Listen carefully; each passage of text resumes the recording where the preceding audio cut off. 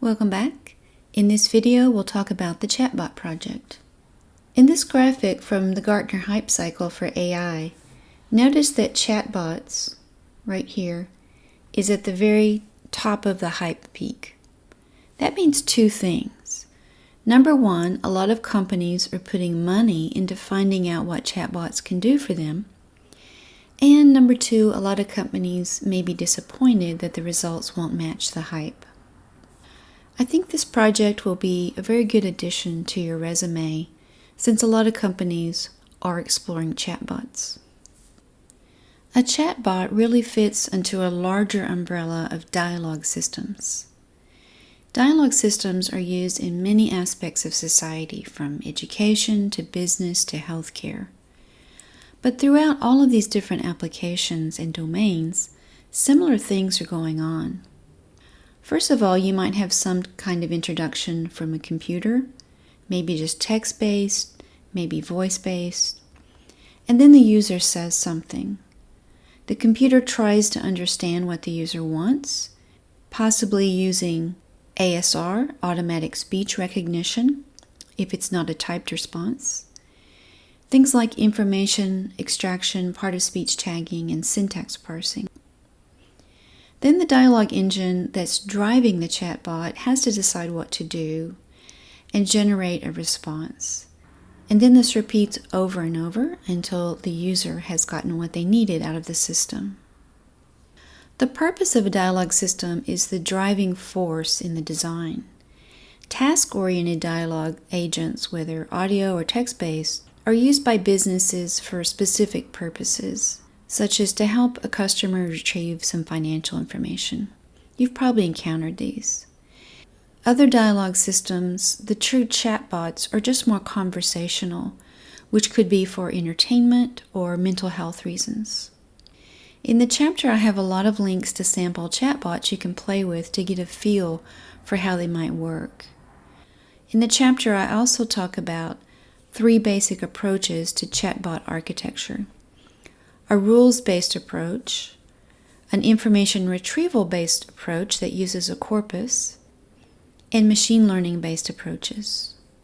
Most large projects will actually be a combination of all 3 of these approaches. I'm going to look at the specifications for the chatbot project next, but first a hint about where to start, and that is to play around with those online chatbots. Think of a project idea that interests you, and then narrow down the purpose of the chatbot. Is it informative? Is it for companionship? And so forth. And also narrow down the target audience. It's much easier to design something if you have a target audience in mind. For this project, you can work alone if that's what you prefer, or you can partner with one other person. You don't necessarily have to make the same choices you made earlier in the web crawling project. The big picture is we want to create a chatbot and use some of those NLP techniques that we've learned along the way. You should be able to carry on a limited conversation in a particular domain. You could use a knowledge base and also knowledge that it learns about the user.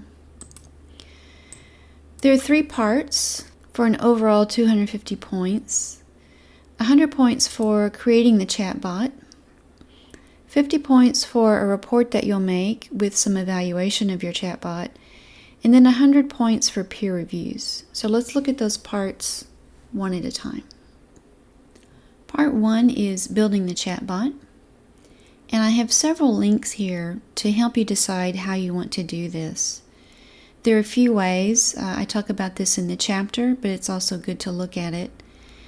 There's a built-in XML type language that you can use to create dialogue. ChatScript is another approach. There's actually a chatbots magazine that could have a lot of ideas. And then Google's Dialogflow and Amazon Lex can help you create a chatbot. You could also write a bot from scratch. Last semester, I had a couple of guys write a bot from scratch that generated pickup lines. It was a really funny project, although I don't remember how they evaluated it. If you build something from scratch, you'll be writing a lot of code. If you use one of these two options, either Google's Dialogflow or Amazon Lex, they do a lot of the background work for you.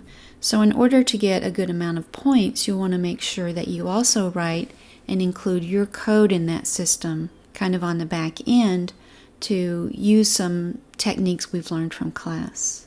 You'll want to maintain a user model. So in other words, when someone chats with your chatbot, it should save information about them, at the very least their name, and then whatever it learns along the way, maybe their likes and dislikes, maybe they like the Cowboys, hate the Steelers, that kind of thing. And that can make a chatbot more human-like. You could come back in a later session and say, hi Karen, how about them Cowboys? As I mentioned earlier, you want to make sure that you include some NLP techniques that we've learned in class so you can get more points for your project. Now earlier we had a project with a web crawler that developed a knowledge base. You can use that and plug that into this project, or if that's not really appropriate for what you want to do on the chatbot, you don't have to use that. You can either make a knowledge base from scratch in whatever way you want, or an alternative to a static knowledge base is to use some kind of API to look up information on the web live. So again, if you use one of the options like Dialogflow or Lex, and that's all that you do, you don't include any of your own code, that would be worth a maximum of 50 points out of the 100. Part 2 is a report and evaluation worth 50 points. I'm not picky about the format of the report, but I would expect it would be at least 5 pages because I want you to describe the system and make sure you spell out any NLP techniques you used and how you use them. Diagram out the logic behind your dialogue, how it flows. You could include some sample dialogue interactions, an appendix for the knowledge base or live lookup with samples, an appendix for sample user models that were created, and evaluations of the chatbot and analysis of its strengths and weaknesses. So you could get survey results from people who are not on your team. One way to do that is to use Likert-style evaluations. We're all surveyed to death these days, but you could come up with some kind of 1 to 5 scale and then have some of your friends, roommates, relatives evaluate your chatbot that way and include that in your report. And I would think you would want at least 3 Likert-style questions. So again, when I use terms like appendix, I just mean what I'm really saying is that this is probably the latter part of your report. I'm not saying it has to be a formal appendix. Again, I'm not too concerned with the form. Part 3 is a peer review process. So I have a little Python program that randomizes student net IDs, and your net ID will be on a line with 3 other random net IDs. You'll zip up your project in some way, including the report, and email it to your 3 reviewers. And then using the project peer review, which I'll look at next, you will review the 3 projects that you receive. And if you don't receive all 3 projects, that doesn't count against you. Let's look at that peer review. All right, so of the 100 possible points you'll give someone for their chatbot project, these 30 indicate that you actually use the chatbot and give your own assessment of how well it does in the dialogue. 20 points for if it includes NLP techniques, 10 points for originality, interesting idea or implementation. 20 is for the user model, and 20 is for some kind of external knowledge, either a knowledge base, web search, something like that, database, however they did that. And your comments are confidential. So in other words, I would never tell Mary that John said, wow, this chatbot really sucks. I may include the comment, one reviewer thought the chatbot was below par. Okay, might clean it up a little bit. But only the instructors and you will know what you said about a given project. So I want you to feel free to be honest. And notice there's a lot of space here for your comments and impressions.